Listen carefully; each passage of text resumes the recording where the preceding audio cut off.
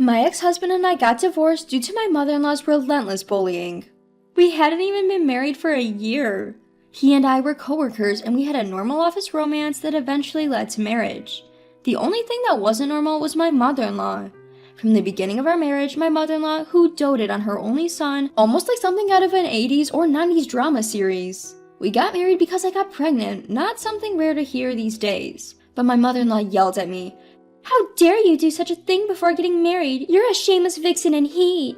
Hey, it wasn't just me involved in the act. It's shocking to be treated like this on the first meeting, and it's extremely rude, making it hard to see how we could ever get along. I thought my husband would step in and say something stern to my mother-in-law, but instead he said, "Come on, Mom, I can't stay single forever," simply pacifying her, not reprimanding her.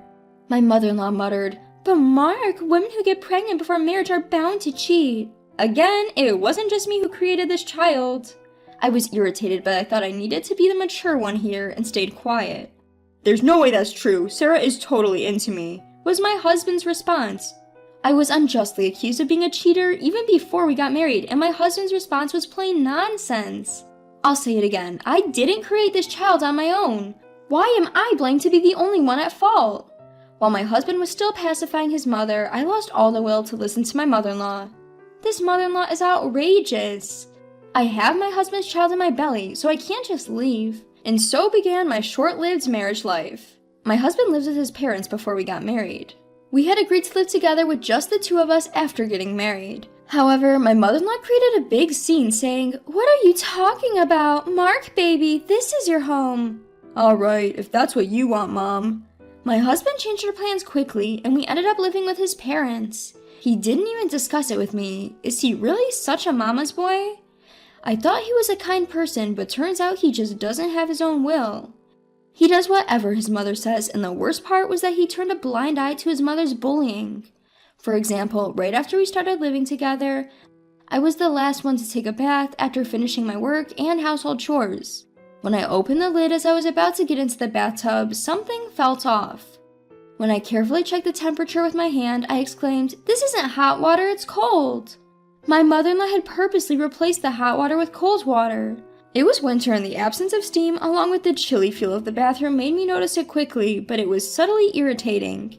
It was a waste of water, and besides, I was pregnant. What if something happened to the baby in my belly? Even if she hated me for stealing her beloved son, the baby in my belly is her beloved son's child too. I was both disappointed and scared to be the target of such blatant pestering from my mother-in-law. After that, every time my mother-in-law saw me, she would say things like, "Why don't you go back home and never come back?" Or, "What on earth made my Mark choose you?" It's exhausting to hear this day after day. At first, I forced myself to think positively, saying things like, "Boys are often said to be little lovers of their mothers. Maybe she just can't let go of Mark yet. She'll surely accept me eventually, right?" But my mother-in-law never changed, and my husband didn't help either. Why do I have to be the one to endure all this? I cried many times alone, hiding myself. 2 months since then, a crucial incident occurred. I was about to go on maternity leave, and due to work adjustments and handovers, I temporarily had to do more overtime. On that day, it seemed like I wouldn't get home until after 8 p.m. "I'm sorry, I won't be able to cook dinner today." I texted my husband, and he replied with "okay," so I worked overtime. However, I tried to finish my work as quickly as possible and came home exhausted, holding my pregnant belly, and smelled something delicious. My mother-in-law seemed to have already retreated to her room, and my husband was alone in the living room. "I'm home, did you make something?" "Welcome back. No, my mom made something. It was delicious." My husband spoke cheerfully, so I went to find something to eat in the kitchen. However, no matter how much I searched, there was nothing. Dirty dishes for two and empty pots and pans remained, but there was no food. "Hey, is there none left for me?" When I asked my husband, "It seems not." He answered indifferently, "Why not?" "I guess my mom didn't make any for you." "Huh? I'm always cooking for your mother too, don't I? Why not?" Since we started living together, I have been preparing meals in the morning and evening, even for my mother-in-law. She eats it while complaining that my food tastes too salty or too bland. "But my mom is angry that you as a wife come home later from work than me, her son. She also said that a wife who doesn't have prepared meals is a failure." My husband implied that it was my fault. Isn't that unfair? Given my mother-in-law's past behavior, it was no surprise that she didn't make my dinner. She's been belligerent from the beginning. The real problem was my husband. Didn't he think anything of this? Huh, what's unfair? It seems he didn't. Aren't you going to prepare a portion for me? Why? Do I really need to explain? Your wife came home exhausted and there's no meal for me. When you get married, it requires efforts from both sides. Why do I have to be the one to put up with everything? It's your fault for coming home late. If you're upset, you should have come home earlier and made something yourself. That's enough. My husband is so self-centered that he doesn't understand. Both my husband and I work at the same company and our salaries are almost the same. Why do I have to do all the housework and work as well? It would be nice if Kevin could cook for me once in a while. That's what you get with a husband like Kevin when you have a mother-in-law like her. I don't think either of them will ever change. I decided to get a divorce. I was planning to go back home to give birth anyway, so I just returned to my parents' home. When my parents heard the situation from me, they were furious at Kevin and my mother-in-law.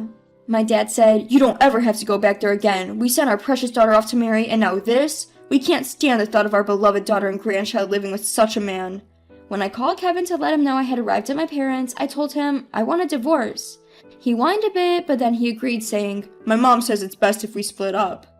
He was still under his mother's thumb even now. I was astounded, but I also felt guilty about taking his child away because of my own circumstances and raising our child without letting him know his father.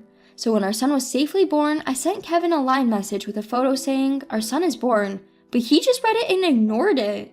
After a while, he replied, "My mom says we don't need custody, so you don't need to send photos." I couldn't believe it. He didn't express any joy over his own son or any gratitude for the birth of our baby. I regretted ever having loved this man. I can't even remember what was good about him that made me marry him. In the end, we settled on him paying no alimony and $200 a month in child support. The child support payments only came through for the first 6 months. Truth be told, I'm currently on maternity leave, but I will have a decent income once I return to work as a full-time employee. As long as I don't splurge, I should be able to send our son to college. But I hate calling my ex-husband just to get the $200 in child support. So I waited 3 months until the payments had completely stopped. $200 a month doesn't seem too much, and I can't believe he'd forget about it. Reluctantly, I contacted my ex-husband. "Hello, I wanted to talk about the child support."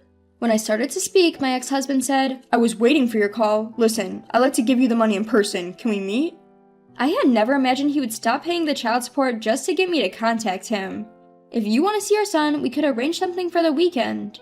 I thought he wanted to see our son, but he said, "No, I mean just the two of us. How about we spend a night somewhere together?" It was me who he wanted to see. Spend a night somewhere together, even though our son isn't even a year old yet? What does he think he's doing? This is completely unacceptable. "You broke up with me not because you hated me, but because you didn't get along with my mom, right? So it's fine if we meet outside, right?" His words were simply repugnant. Yes, my mother-in-law's bullying was one of the reasons, but if that was all, we could have lived separately. The real reason I got a divorce was because my ex-husband was utterly unreliable and I had had enough. I never thought he could be this crazy. Why didn't my past self notice just how awful of a person this guy was? No way, handle the child support via bank transfer. With that, I hung up the phone and blocked his number. I don't want to ever have to call him again, even if he stops transferring the money. I decided to make up the $200 a month by working. After my maternity leave, I arranged to work at a different branch at the same company so I wouldn't have to see my ex-husband while working hard to raise my son. I think it was about 7 years after the divorce. I received a call from an unknown number, which I thought was work-related, but it turned out to be my ex-husband. "Hey, we split up because of my mom, right? She's hospitalized now. How about coming back?" he said. No, that's not it. We split up because of your mom, but I left because you were impossible to deal with. Don't call me again, I responded. After hanging up, I promptly blocked his number again. My ex-husband's utter nonsense still astounds me. I feel deeply satisfied with my decision to leave him. Years passed, perhaps about 10 since the divorce. I had completely forgotten about my ex-husband when I received a call from an unknown number. I hadn't changed my number because I also use this cell phone for work. I had a fleeting thought of my ex-husband, but I figured it'd be fine because I had blocked his last number. To my surprise, the call was from my ex-husband, informing me of my ex-mother-in-law's death and asking if I would attend the funeral. I offer my condolences, but I can't attend the funeral. Why should I have to attend the funeral of a woman who bullied me? I struggle to understand. "Why not? My mother is no longer here. We are getting back together, so I need you to meet our relatives at this occasion." My ex-husband took it upon himself to move the conversation along, but I interjected. Wait, what are you talking about? Hey, I absolutely won't attend the funeral, and even if heaven and earth were to turn upside down, I would never get back together with you. Got it? I hung up and of course blocked this number as well. I consulted with my mom about whether it would be appropriate to send a condolence card as a mature response, but my dad, who had been listening, vehemently opposed, saying, absolutely not. A week or so passed without doing anything. Out of the blue, my ex-husband showed up at my place. It was our first encounter in 10 years. Long time no see, Sarah. I've come to pick you up. He even brought a bouquet of flowers. No thank you. It's scary how little he understands. Thankfully, my son was out at a soccer club practice. I have a lot to talk about. Why not have some tea? He tried to enter my home without my permission, but I had no intention of letting him in. Leave! What's wrong, Sarah? Is this a door-to-door sale? As I was arguing with my ex-husband at the entrance, my father poked his head out. You! How dare you step foot in our house? Get out of here right now!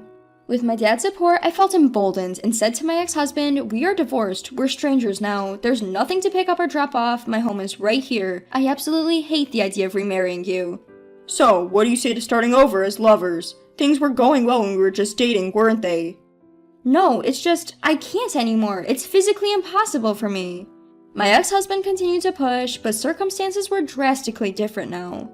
You know, during our marriage, you never once protected me from your mother, and you never did anything yourself. After the divorce, you didn't pay child support and never visited to see your son. What makes you think I would want to get back with you?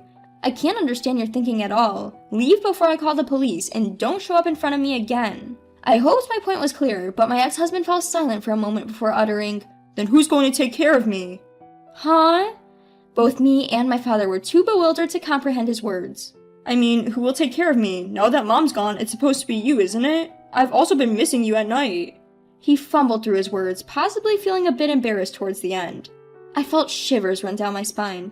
It's true, when you're utterly repulsed by someone, you find it hard to articulate words. My silence triggered my father's outrage. What a joke! What do you take my daughter for?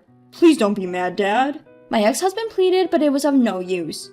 Damn it, I don't want to be called Dad by the likes of you. You're nothing more than a stranger. You disgust me to the point I can't even hold a conversation. Get out. But I came here to get my wife back. My ex-husband stubbornly persisted, but the sound of the cop's siren got closer and louder. The police car arrived and stopped in front of our house in no time. The neighbors started to gather around to see what was happening. Sarah, I called the police since it wasn't getting anywhere, my mother announced, coming out from the back with a phone in her hand. Good job, well done. My father cheered with joy. And thus, my ex-husband was taken away by the police and I was relieved. I later hired a lawyer and managed to get a restraining order against my ex-husband. It was clear that maintaining distance was the best course of action when communicating was so difficult. His workplace also got to know about this, and during the spring staff changes, he was transferred to a far-off remote island. Actually, it turns out that someone from his company's HR department lived in the neighborhood, and the incident was quickly brought to their attention. With my parents' house soon needing renovations, I decided to move to a region with a strong soccer team for my son. This move should finally sever all ties with my ex-husband.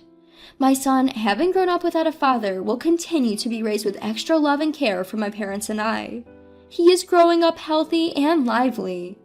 We are all excited to go and watch my son's upcoming soccer match together as a family. I am really looking forward to it.